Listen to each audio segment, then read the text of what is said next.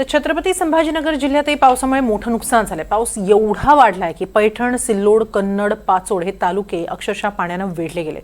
शेतकऱ्याच्या शेतात पाणी असं काही घुसलंय की पिकांबरोबरच तिथली माती देखील खरडून निघाली आहे। आता पंचनामे तरी कसे करणार असा सवाल संभाजीनगरमधला शेतकरी करतोय।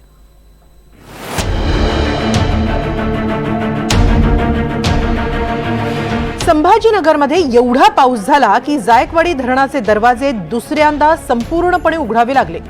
पाण्याची आवक वाढल्याने जायकवाडी धरणाचे 9 आपत्कालीन दरवाजे उघडावे लागले। जायकवाडी धरणातून 80,172 क्युसेकने पाण्याचा विसर्ग सुरू करण्यात आलाय। जायकवाडीचा विसर्ग वाढल्याने साहजिकच गोदावरी नदीला पूर आलाय। दुसरीकडे गेल्या 4-5 दिवसांपासून संभाजीनगर जिल्ह्यामध्ये अतिवृष्टी होतीये। संभाजीनगरच्या वैजापूर तालुक्यात कापूसवाड गावात ढगफुटी सदृश्य पाऊस झाला। त्यामुळे कापूस वडगाव लाडगाव गावाचा संपर्क तुटलाय। अनेक ठिकाणी शेती पाण्याखाली गेली आहे। वैजापूर बरोबरच पैठण तालुक्यातही पावसाचा कहर थांबता थांबत नाहीये। पैठण शहरातील मुख्य रस्त्यांवर पावसाचं पाणी साचलंय। घरांमध्येही पाणी शिरलंय। पैठणमधील राहुल नगर परिसराला पावसाचा दुसऱ्यांदा फटका बसला। कन्नड शहरातही तुफान पाऊस पडतोय। पैठण तालुक्यातल्या अनेक मंडळात अतिवृष्टी झाल्यानं पिकं अक्षरशः वाहून गेली आहेत। सोमवारी रात्रीपासून पुन्हा एकदा पैठण तालुक्यातल्या अनेक भागात ढगफुटी सदृश्य पाऊस झाला। पैठण तालुक्यात घारी आणि परिसरातल्या भागात ढगफुटी सदृश्य पाऊस झाला। नदीचं पाणी थेट गावात आणि शेतात घुसलंय। शेतात पाऊस एवढा पडला की पावसाच्या जोरामुळे पिकांसह मातीही वाहून गेली। त्यामुळे पंचनामे करण्यासाठी पिकं देखील उरलेली नाहीत। 7-8 दिवसापासून पावसाने जे थैमान घातलाय त्या थैमानामध्ये शेतकरी पूर्ण हातबल झालाय। पिकाची नुकसान एवढी झाली, सरकी सोयाबीन याचं पूर्णतः पिकाचं नुकसान झालंय। पूर्ण शेतामध्ये पाणी साचलंय। हातातोंडाशी आलेला घास हा शेतकऱ्याचा हिरवलेला आहे। शासनाने याचं गांभीर्य राखून नाही का शेतकऱ्याला पूर्णपणे मदत करावी। संभाजीनगरमधल्या अतिवृष्टीची पाहणी करायला आमदार अब्दुल सत्तार सिल्लोडमध्ये पोहोचले। त्यावेळी एक शेतकरी धावत आला। त्यांना सत्तारांना अक्षरशः मिठी मारली आणि रडू लागला।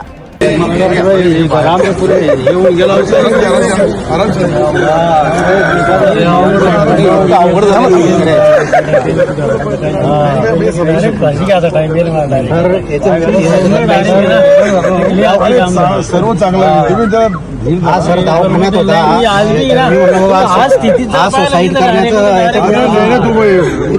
हा मी याला म्हणलं सर असं करूच नको म्हणा संयम ठेवा। छत्रपती संभाजीनगरच्या सिल्लोड तालुक्यात रात्रीपासून मुसळधार पाऊस पडतोय। या पावसामुळे अनेकांच्या शेतांमध्ये पाणी साचलंय। सिल्लोड तालुक्यातल्या शेखपूर, पिंपळगाव घाट, खेळणानाडी या भागात पिकांचं मोठं नुकसान झालंय। पिकांमध्ये गुडघाभर पाणी तुंबलंय। दिवाळी दसऱ्यासारखा सण तोंडावर असताना झेंडूच्या फुलांची झाडंही पाण्यात गेली आहेत। छत्रपती संभाजीनगरच्या पाचोड गावात जोरदार पाऊस सुरू आहे। पाचोडच्या गल्हाटी नदीला पूर आलाय। पूर परिस्थितीमुळे पाचोड आणि पाचोड खुर्द गावाचा संपर्क तुटलाय। पाचोड परिसरातील पिकांचं देखील मोठं नुकसान झालंय। संभाजीनगर जिल्ह्यातल्या सोयगाव तालुक्यातही मुसळधार पाऊस बरसला। त्यामुळे रुद्रेश्वर लेणी डोंगरावरची दरड कोसळली। पावसामुळे लेण्यांनाही धोका निर्माण झालाय। संभाजीनगरच्या सगळ्याच तालुक्यांमध्ये पाऊसच पाऊस झालाय। मोठ्या प्रमाणावर पाणी साचलंय। अनेक रस्ते पाण्याखाली गेले। तरीही बरेच तरुण जीव धोक्यात घालून प्रवास करतायत।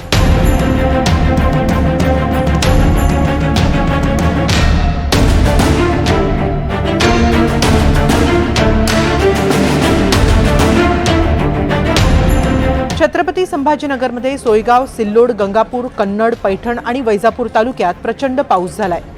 कन्नड तालुक्यात सर्वाधिक म्हणजे 88.8 मिलीमीटरपेक्षा जास्त, तर सिल्लोड तालुक्यात ढगफुटी सदृश्य पाऊस झाला। गेल्या 2 दिवसात संभाजीनगर जिल्ह्यातील 10 मंडळांमध्ये अतिवृष्टीची नोंद झाली आहे। पैठण तालुक्यातील पाचोड, आडूळ, कडेठण, विहामांडवा परिसरात शेतात पाणी साचलंय। या पावसामुळे खरीपातल्या तूर, उडीद, सोयाबीन, कापूस आणि कांदा पिकांचं मोठं नुकसान झालंय। संभाजीनगर जिल्ह्यातल्या जवळपास सगळ्याच तालुक्यांमध्ये धो-धो पाऊस बरसलाय। आता शेतीचे पंचनामे करून शेतकऱ्यांना लवकरात लवकर मदत मिळणं गरजेचं आहे। सुमित पवारसह मोहसिन शेख, NDTV मराठी, संभाजीनगर।